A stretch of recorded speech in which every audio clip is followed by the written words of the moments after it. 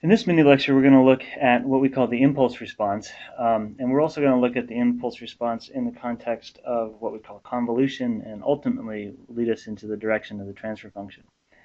The point of this lecture is a little bit abstract, and the idea of convolution can be a bit abstract. But fundamentally, we're going to see how a linear time invariant system, or we're at least going to discuss how a linear time invariant system, the response of that system to a continuous input can be the same as a series of discrete impulse inputs to the system, which are applied infinitely close together, and those impulses get infinitely large. So the first thing we need to do to go ahead and try to look at this question is to look at the impulse function itself. The impulse function is defined as in the following way, and this is due to Dirac, in case you're wondering. That's Dirac.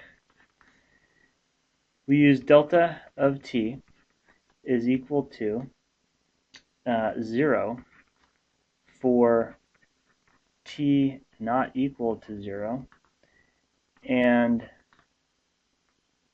the integral of delta of t dt is equal to 1 if I integrate from minus infinity to infinity.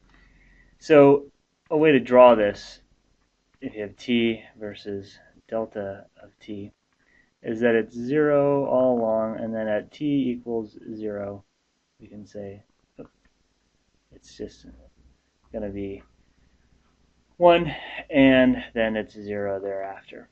Okay, but really we have to kind of send this off to infinity to get the idea of an impulse, because we need to take this whole integration. And so I have an infinitely narrow gap here. Then I have a infinitely narrow gap between 0 plus and 0 minus, right? 0 plus and 0 minus. So I need an infinitely large impulse, and as the product of those two would give me this integral of 1. And it's kind of like we're saying, in this case, 0 times infinity, we talked about this in class, is equal to 1 in this case. That's kind of loose notation. But that's how it's defined, and we can think of the impulse. We think of impulses all the time in engineering. When we, whack on something with a hammer, we consider that an impulse. And so this is typically for us in the engineering world is a force applied over a short time, right? And this idea is useful for us when we think about impulse momentum, transfer, and so on. We don't care about the particulars of what happens during this short time. We just know that that energy or that energy is transferred or that force is applied over some small interval.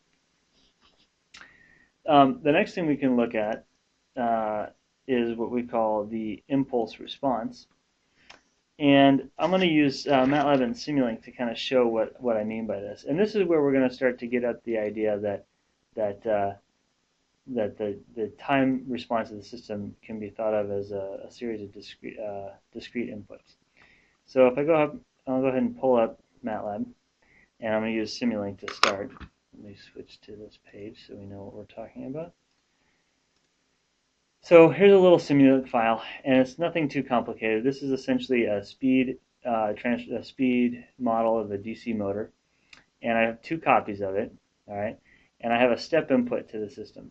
And what we know is that if I apply a step input, so say a constant voltage at t equals 0, to a DC motor model, then the output should be a, we'll explain this in a second, but the output should be a constant speed, right?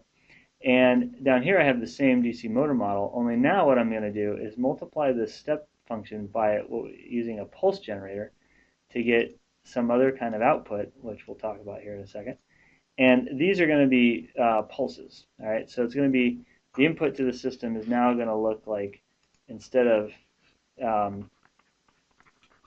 a step function, so this is a DC speed transfer function, instead of a step, which would be just a nice like that, and there's t, and there's u of t.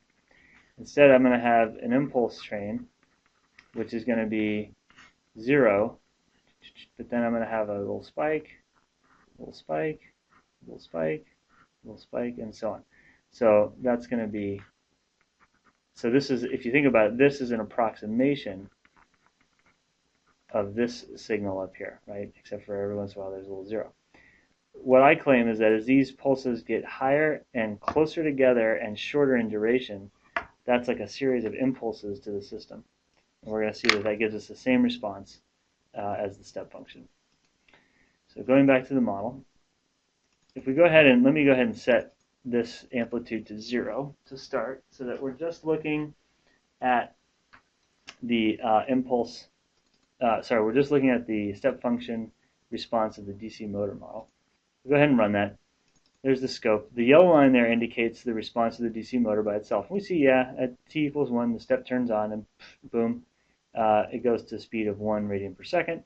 And that's reflected here in the this scope, which is the blue line there represents the actual step input, and the red line here, and there's a yellow line that you can't see, represents the pulse generator multiplying the step function, and those are 0. So nothing is happening with this because I've got 0 input going into the system. And so now I want to go ahead and let's set this amplitude to 1. And I'm going to use a period of, let's just start with 1 second, and a pulse width of 50%, so we can kind of see what we're looking at. So I go ahead and run that. And something interesting happens. Notice I'm going to go ahead and turn this line off. Let's run it again.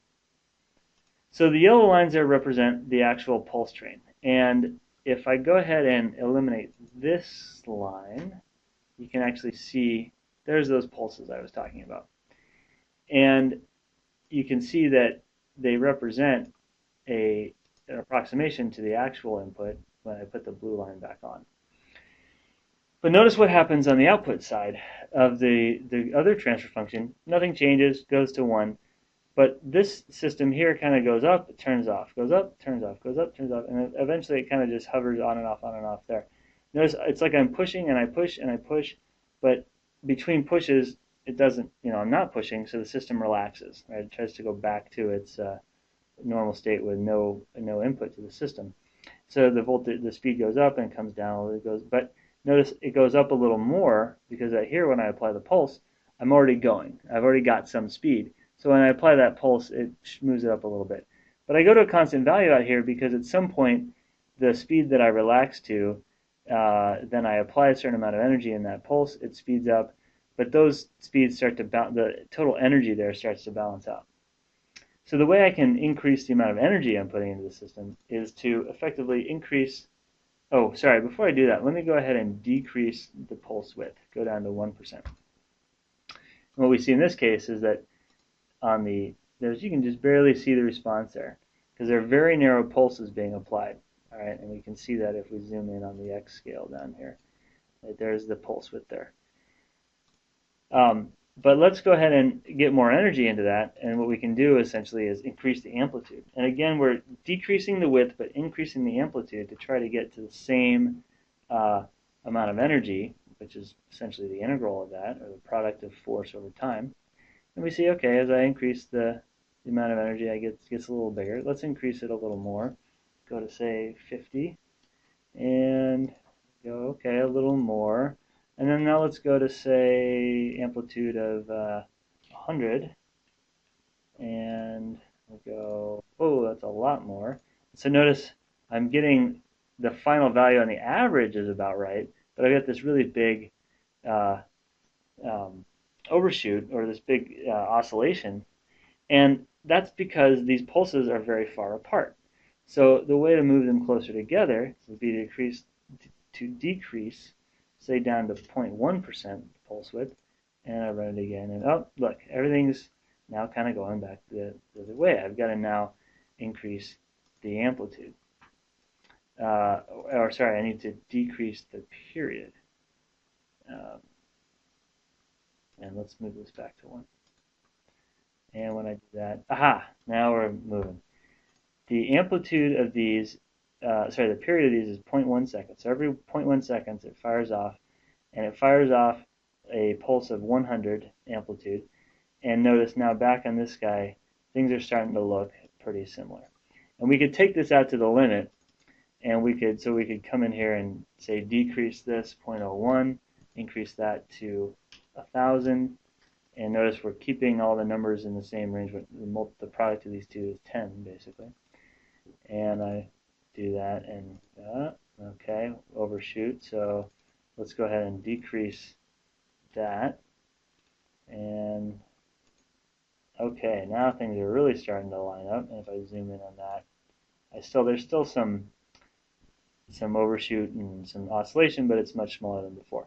So you can imagine taking this out to that limit, right? When the period is very small, but the amplitude is very large, and the two would be identical.